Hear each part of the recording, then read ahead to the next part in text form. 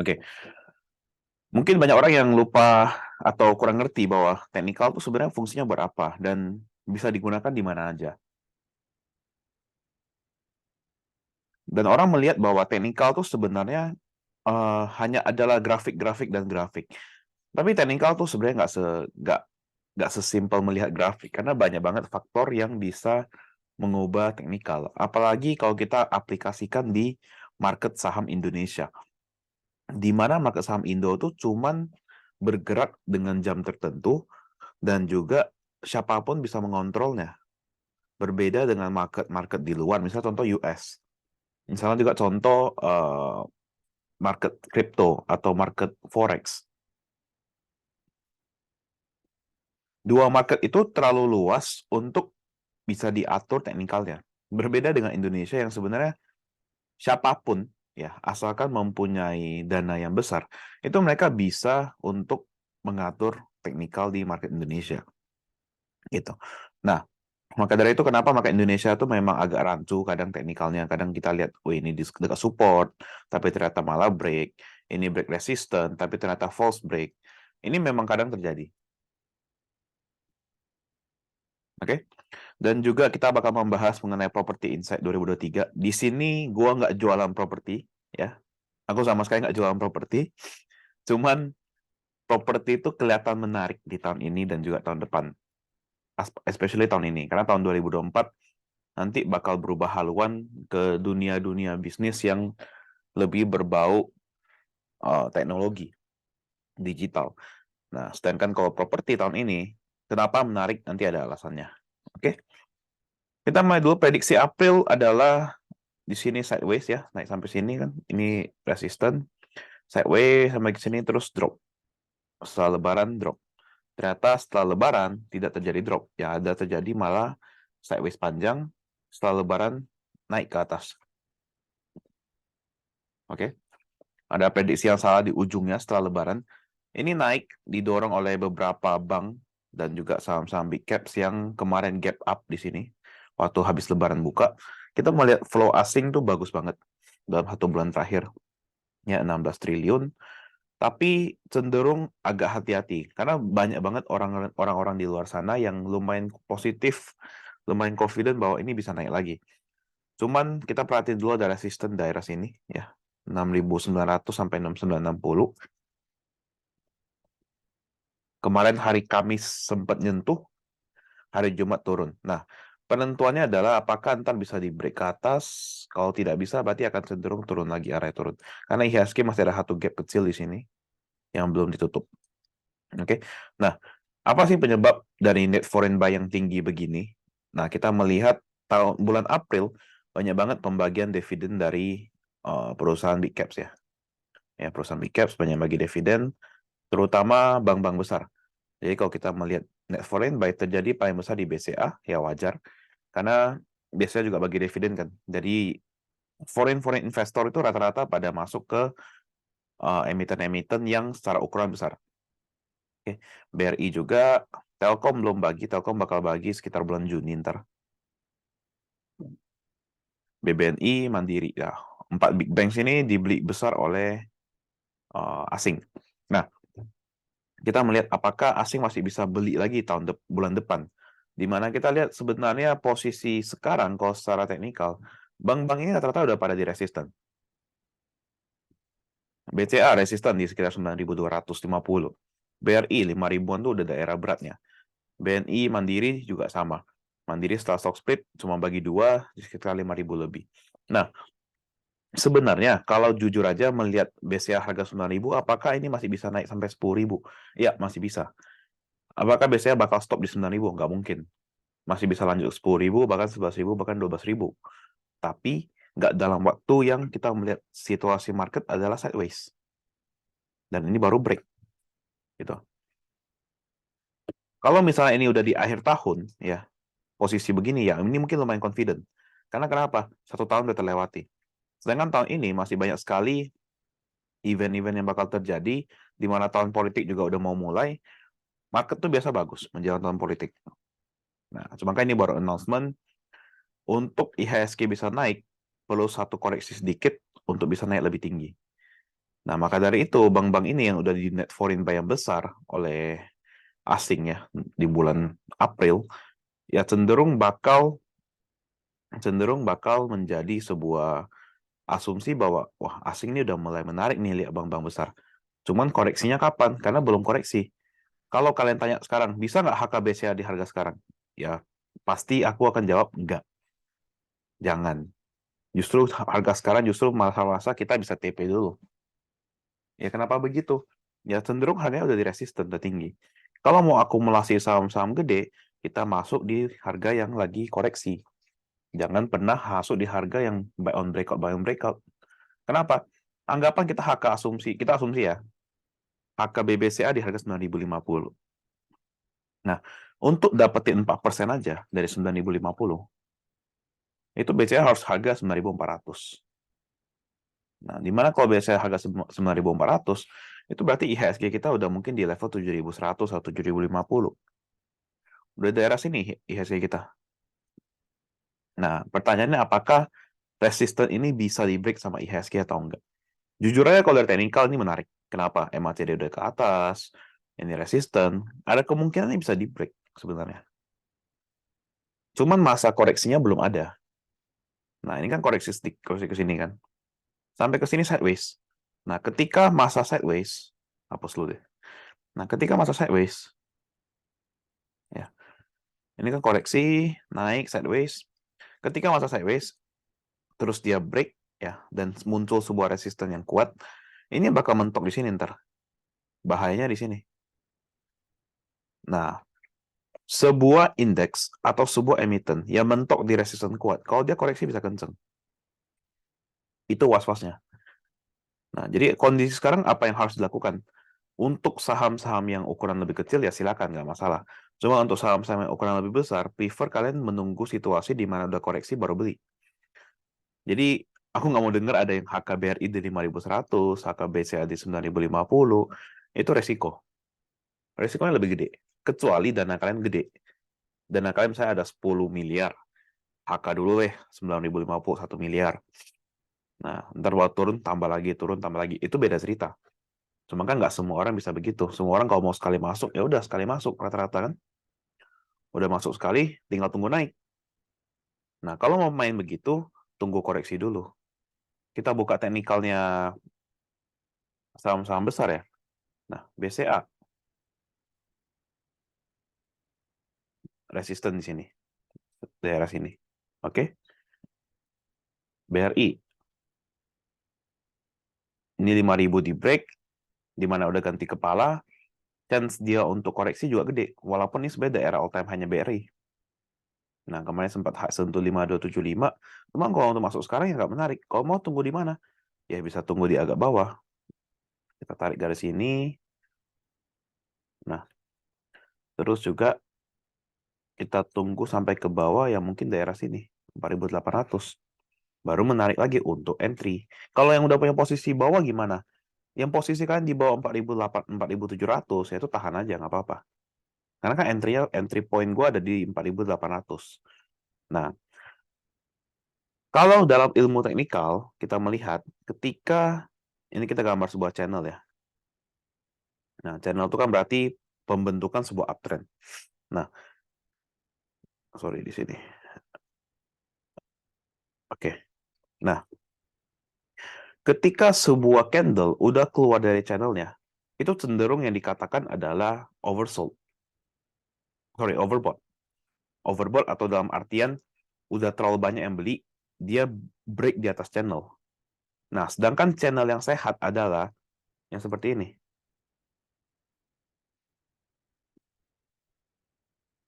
Yang dia bergerak di dalam channelnya. Dia tidak keluar-keluar, nggak masuk, nggak melebihi, nggak ke bawah, nggak ke atas. Nah, sama situasi kayak begini, ini trennya dia break, ketika dia bisa naik ke atas, itu berarti menarik. Nah, sama ini ketika channelnya ke atas, ia keluar dari garis channelnya, ya, keluar dari garis channelnya, itu berarti udah kebanyakan yang beli.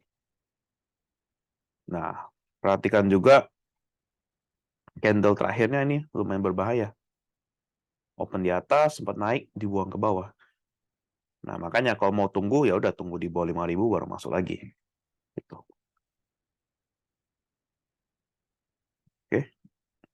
Nah, net foreign sale terjadi terbesar di Gotoh. Ya memang ada, kalau Gotoh sih kita memang melihat ada yang buangin ya. Maksudnya ada salah satu investor lamanya Gotoh yang buang barang di Gotoh. Nah, terus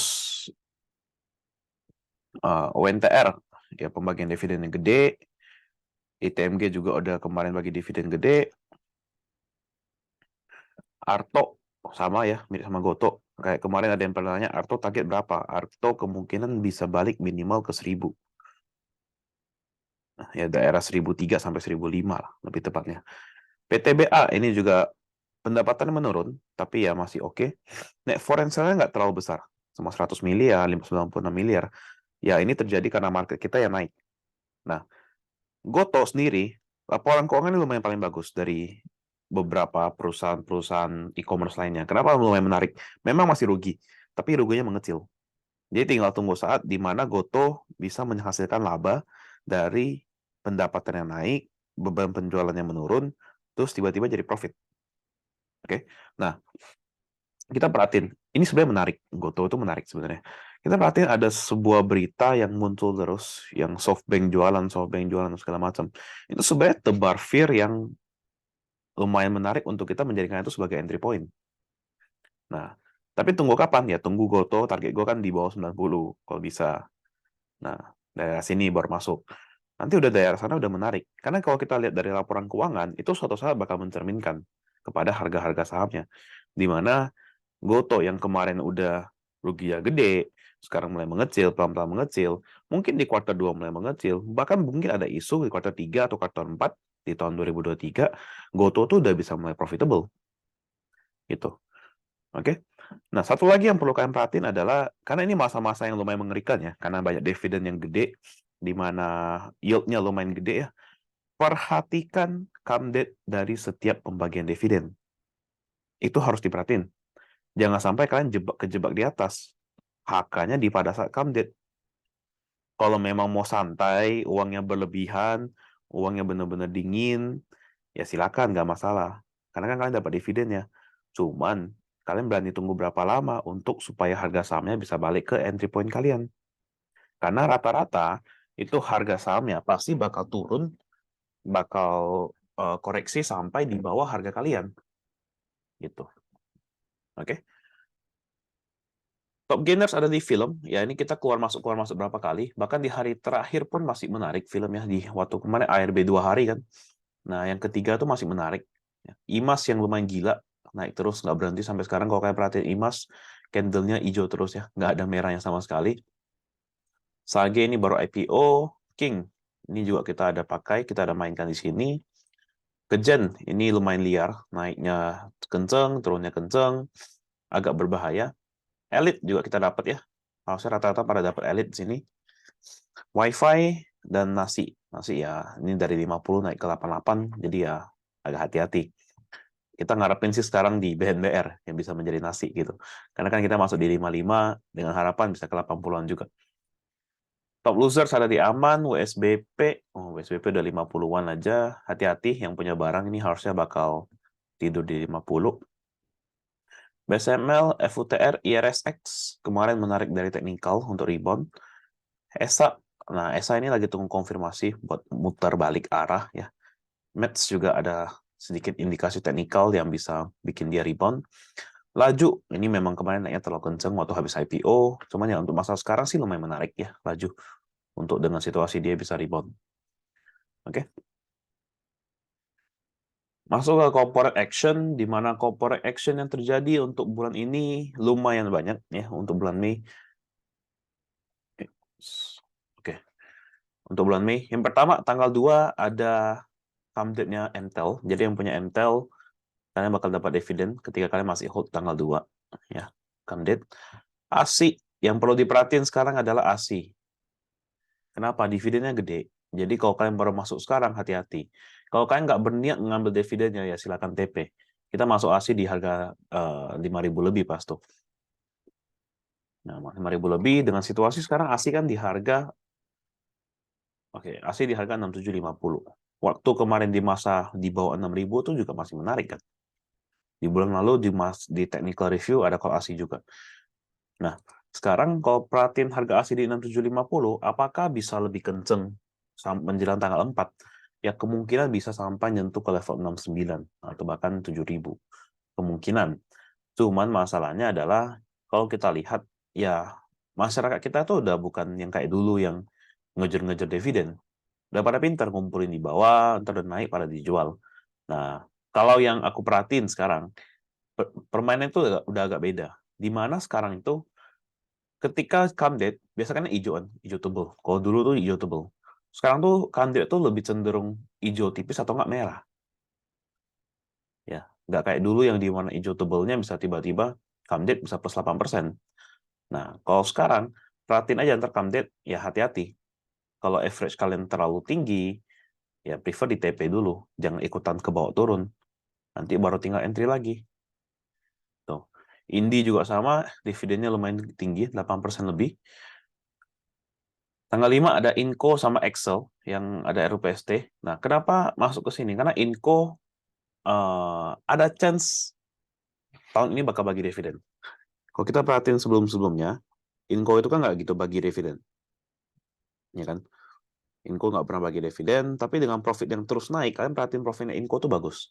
Dari tahun 2020, 21, 22, 23, profitnya Inco tuh bagus banget. Naik terus. Mungkin bisa bagi dividen dengan kondisi profit yang begini.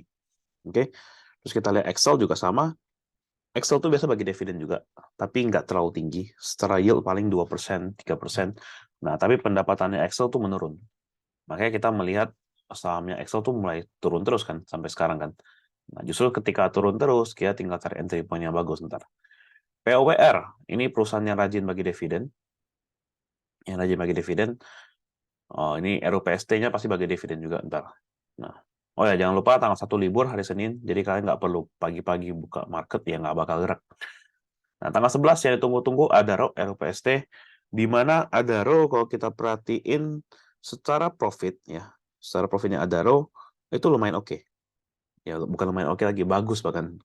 Kita ngomongin bagus untuk RUPS, untuk profitnya Adaro tahun 2022. Nah, ada kemungkinan Adaro bakal bagi dividen gede juga. Di mana kan selama ini kalian tahu sendiri, perusahaan-perusahaan batubara memang terkenal dengan pembagian dividen yang tinggi. Ya kan?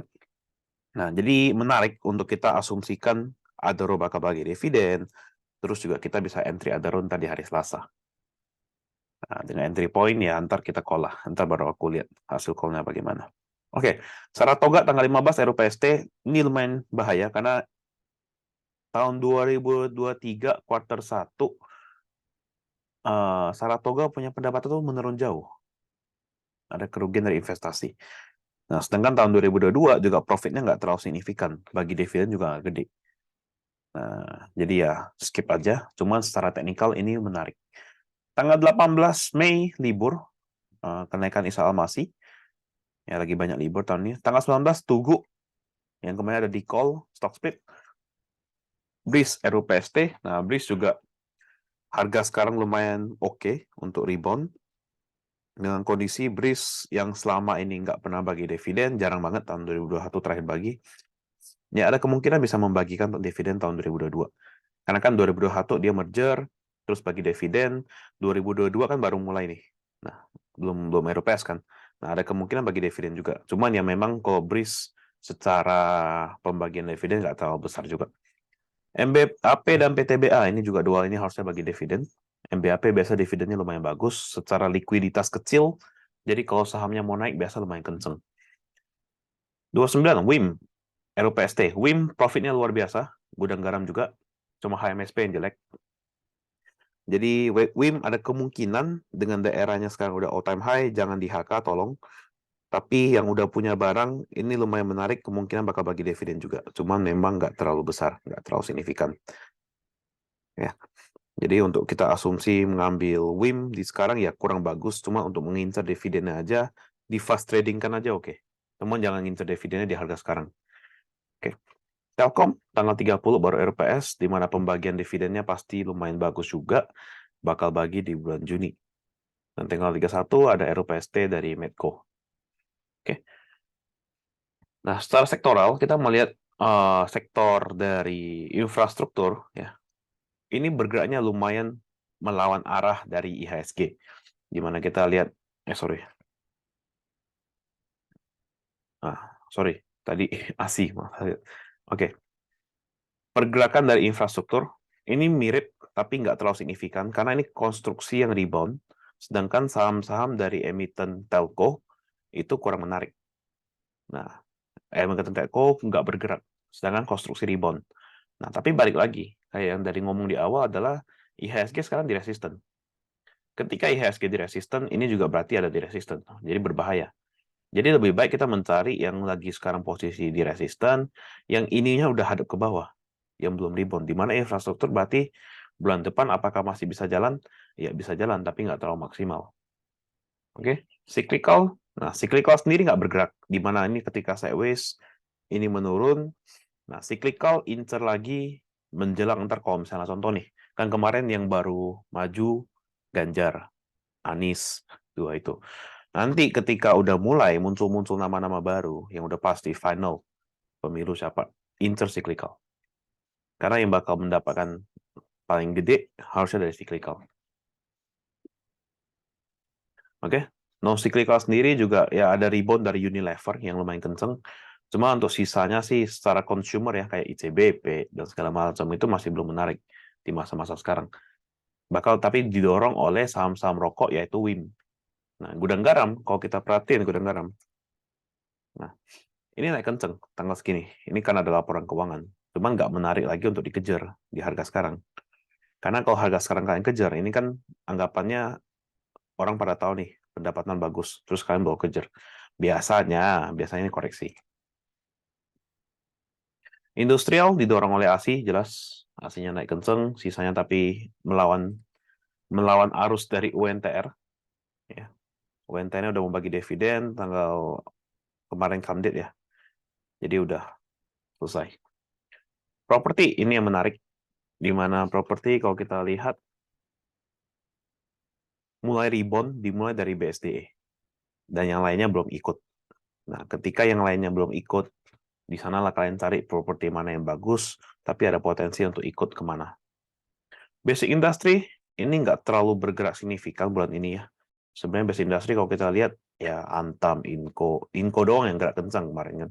Cuman yang lain kan masih di sana-sana aja. Inco pun karena laporan keuangan yang bagus.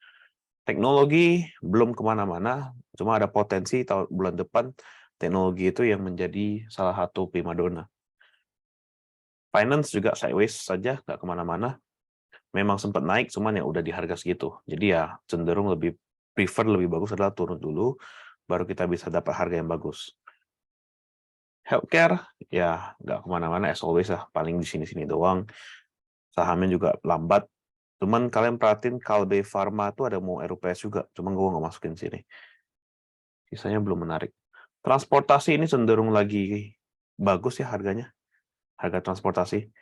Temas juga masih oke. SMDR baru rebound. ASA juga menarik tuh. Jadi yang di sektor transportasi rata-rata oke. Energi ini kemungkinan bulan depan juga bakal jalan. Di mana kita lihat banyak RUPS dari saham-saham energi bakal terjadi di bulan depan. Nah, biasa begitu kita bisa asumsikan ya sama kayak April. April finance kemungkinan bagus. Karena finance bakal bagi RUPS, bakal ada RUPS dan bakal bagi dividen. Sama, bulan Mei adalah bulannya energi. Jadi energi ada kemungkinan juga sama bakal menjadi bulannya di bulan Mei dan bisa berjalan di bulan Mei. Jadi ya kita pantau bulan Mei adalah sektor energi yang menarik. Oke. Nah, ini untuk bulan April, rotationnya adalah begini, di mana energinya melemah di bulan April. Nah, ketika dia melemah, bulan depan dia ada chance masuk ke bagian sini. Underperform, terus dia mulai improving. Nah, yang mulai weakening begini, ketika dia bulan April melemah, terus bulan Mei banyak isu-isu, banyak event-event kayak RUPS dan segala macam, itu menandakan bahwa ini menarik. Jadi ya kita pantau, mumpung sekarang harganya masih di bawah-bawah sini. Oke. Basic industry underperform ya kita lihat juga memang Antam, Inco segala macam kurang bagus. Kertas-kertasan juga masih kurang bagus. Walaupun sebenarnya kertas-kertasan secara laporan keuangan itu lumayan bagus. laporan keuangan ya, tapi belum tercerminkan di harga sahamnya. Jadi apakah bisa kita tampung? Bisa, kertas-kertasan. Karena kita lihat sektor dari industri dari kertas-kertasan, keuangan bagus kok, nggak ada masalah. INKP, Tekim, dan yang kecil-kecilannya ya, sebenarnya not bad. Kalau ngomong jelek sih nggak juga. Nah, bahkan INKP profit luar biasa sebenarnya di tahun lalu. Tekim juga luar biasa. Yang kecil-kecilannya SPMA juga bagus, tapi jarang bagi dividen. Aldo juga nggak terlalu gimana, nggak jelek tapi. Nah, itu menandakan bahwa sebenarnya sektor kertas ini lumayan bagus. Cuman kita tinggal tunggu saatnya di mana harganya bisa rebound aja. Tapi untuk koleksi apakah menarik? Ya lumayan menarik sebenarnya. Oke. Healthcare ya nggak terlalu menarik. Nah, salah satu sektor yang nggak terlalu diperhatikan ya. Terutama juga COVID udah nggak ada apa-apa ya. Healthcare tuh bakal menjadi sektor yang sustainable aja. Bisnis yang berjalan aja. Teknologi menarik. Di mana Gotok buka ada chance rebound yang lumayan gede. Kalau beli sih ya lumayan kurang. MTech terlalu besar. Maksudnya terlalu besar dalam hal dia tuh growth company. Jadi ya agak susah. Fokusnya ke Goto sama buka aja. Transportasi juga ini lumayan menarik bulan Mei. Kemarin transportasi ini harusnya di bulan April ini bakal rendah. Secara laporan keuangan kuartal 2 awal itu bakal jelek. Dan mereka bakal nge-push semua di bulan Mei. Bulan Mei bakal ramai. Kenapa? Libur lebarannya panjang. Semua yang berhubungan dengan transportasi susah. Apalagi yang berhubungan dengan pemerintah. Kemarin libur yang seminggu lebih itu, ini transportasi juga libur. Oke. Cyclical. Nah, cyclical juga mulai menarik ya. Perhatiin lah, pokoknya intinya cyclical tuh kuncinya adalah siapa capresnya, siapa cawapresnya, di sanalah kita mulai menarik. Karena dana-dana dari pemilu-pemilu itu lari ke cyclical juga. Kita mau bikin kampanye misalnya di satu mall, misalnya gitu, cyclical masuk. Mau anggapan minta ketua seseorang lah, minta seseorang untuk ngurusin kampanyenya. Misalnya beliin HP baru segala macam, cyclical juga masuk. Itu, oke. Finance ya tunggu koreksi, infrastruktur juga sama. Perhatiin aja konstruksi doang yang menarik sekarang. Industrial, hati-hati dividen ASI, properti, dan healthcare. Oh, ini sama. Oke. Prediksi bulan Mei, ada 2 skenario. Skenario pertama adalah karena IHSG mentok di resist, dia bakal drop dulu sampai tanggal 5. Baru sideways, terus di ujung bulan Mei, setelah minggu ketiga, dia rebound. Break resistance. Oke.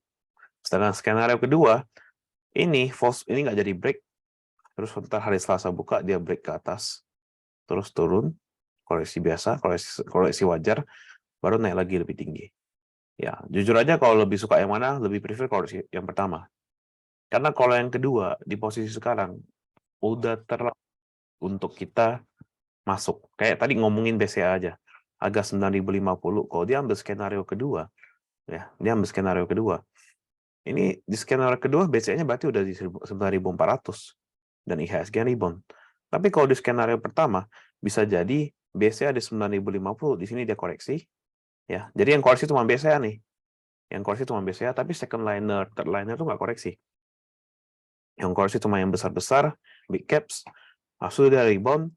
Nah, ketika dia naik ke atas ini, ke 7.200 ini, itu second liner-nya udah bantu, plus BCA-nya nggak perlu terlalu tinggi. Karena BCA tuh nggak bagus kalau naik terlalu tinggi.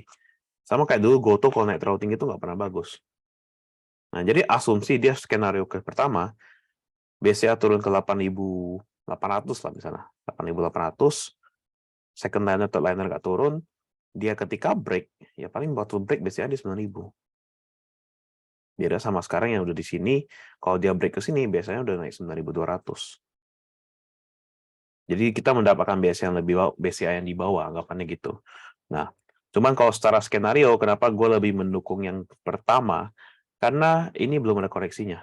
Ini sideways-nya belum ada koreksi. Jadi lebih bagus koreksi dulu. Lebih sehat lah anggapannya gitu. Cuma yang kalau terjadi nomor 2, ya kita nggak nolak juga. Karena kan pasti pada naik juga rata-rata kan. Nah, kalau nomor 2 terjadi, ini market kita bakal ramai lagi ntar. Terutama ntar tantangan selanjutnya bakal ada di sini. Nih, Ini resisten kuat juga daerah 7.100. Ini kalau berhasil di break, udahlah. Kita trading beli aja, break hold gitu aja. Situasinya udah beda. Udah bukan sampai resist TP, udah beda cerita. Oke?